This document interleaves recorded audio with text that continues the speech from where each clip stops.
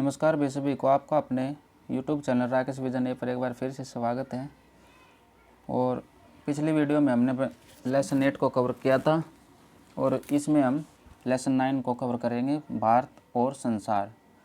First question है, Angkor Wat और Borobudur के मंदिर के संदर्भ में निम्नलिखित कथनों पर विचार कीजिए।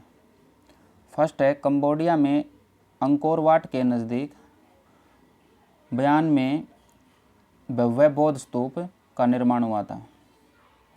और सेकंड है, जावा में बोरोबुदुर आज भी उस क्षेत्र का सबसे भव्य बौद्ध मंदिर है। जावा में बोरोबुदुर आज भी उस क्षेत्र का सबसे भव्य मंदिर है।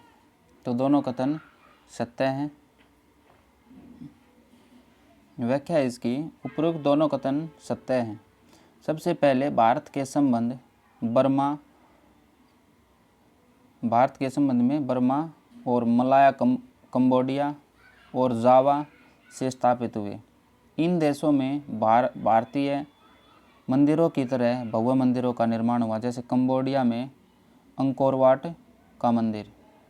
कंबोडिया में अंकोर वाट के नज़दीक ब्योन के भव्य बौद्ध स्तूप का निर्माण हुआ और बौद्ध धर्म का प्रभाव बढ़ने से थाईलैंड और बर्मा ने भी बौद्ध धर्म अपना लिया था। बौद्ध धर्म का प्रभाव कैसे बढ़ा? थाईलैंड और बर्मा ने भी इसे बौद्ध धर्म अपना लिया था। इन देशों के मंदिरों में तथा मूर्तिकला व चित्रकारी में और भारतीय बौद्ध कला में काफ़ी समानता है। नेक्स्ट क्वेश्चन है, क्वेश्चन नंबर 2, प्राचीन रेशम मार्ग के संदर्भ में निम्नलिखित कथनों पर विचार कीजिए। फर्स्ट है, चीन और पश्चिम एशिया के बीच का व्यापारी मार्ग मध्य एशिया से होकर जाता था।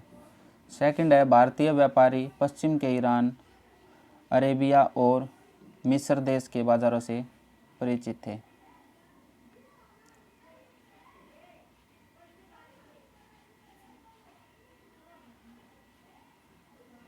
तो दोनों कथन इसके भी सत्य हैं। व्यापारी और धर्म प्रचारक एशिया के अन्य भागों में भी पहुँचे। इस काल में चीन के साथ भारत के गहरे संबंध स्थापित हुए। चीन और पश्चिम एशिया के बीच का व्यापारी मार्ग मध्य एशिया से होकर जाता था। चीन और पश्चिम एशिया के बीच का जो मार्ग था वो व्यापारी मार्ग मध्य एशिया से होकर जाता था। यह प्राचीन रेशम मार्ग कहलाया था। यह मार्ग क्या कहलाया था? प्राचीन रेशम मार्ग कहलाया था, क्योंकि व्यापार की एक प्रमुख वस्तु थी जो रेशम थी और इस व्यापार में भारतीय व्यापारियों ने भी भाग लिया था। इस व्यापार में भारत के भी व्यापारियों ने भाग लिया था। नेक्स्ट क्वेश्चन है, पैगंबर मोहम्मद के संदर्भ में निम्नलिखित में से कौन सा कथन असत्य है? इनका जन्म ईसा की 6वीं शताब्दी के अंत में अरब में हुआ था। सेकंड है, इन्होंने एक नए धर्म इस्लाम का प्रवर्तन किया। और थर्ड है, मुस्लिम संवत हिजरी 622 ईस्वी से आरंभ हुआ था। और डी है, इनकी मृत्यु 832 ईस्वी में हुई थी, पैगंबर मोहम्मद की। तो डी है इसका, इसकी मृत्यु 832 ईस्वी में हुई थी। ये कथन असत्य है। ईसा की 6वीं शताब्दी के अंत में अरब में एक बालक का जन्म हुआ था, जिसने आगे जाकर न केवल अरब बल्कि एशिया और अफ्रीका के अनेक भागों का इतिहास ही बदल डाला। वह थे मुहम्मद, एक नए धर्म इस्लाम के प्रवर्तक। मुहम्मद का कहना था कि ईश्वर, जिसे अल्लाह कहते हैं, केवल एक है और वे खुद उसके पैगंबर हैं। जिन लोगों ने यह बात मान ली वे मुस्लिम कहलाए और उनका धर्म इस्लाम धर्म कहलाया था।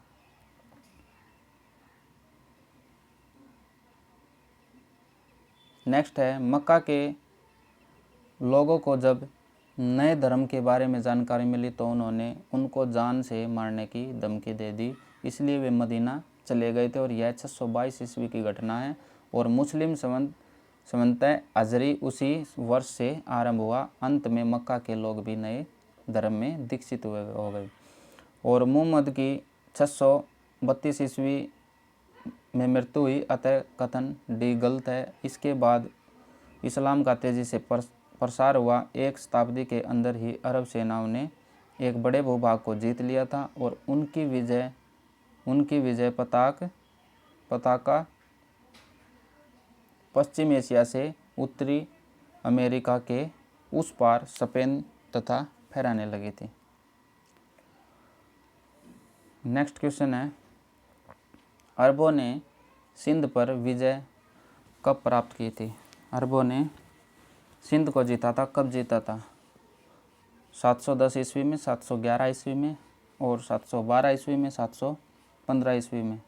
तो इसका है ऑप्शन सी 712 ईस्वी में अरबों ने सिंध जीत लिया और उन्होंने पश्चिम भारत पर चढ़ाई करने की धमकी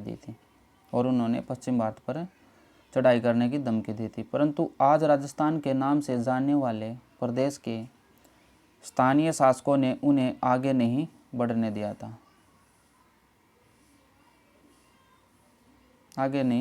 दिया था और फिर भी सिंध पर उनका राजनीतिक शासन कायम रहा था।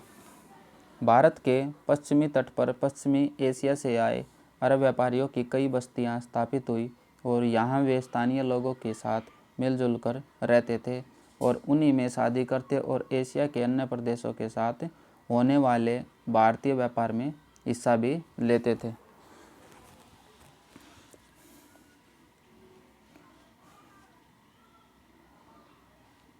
तो आज के लिए इतना ही, मिलते हैं अगले वीडियो में। तब तक के लिए धन्यवाद। जय हिंद।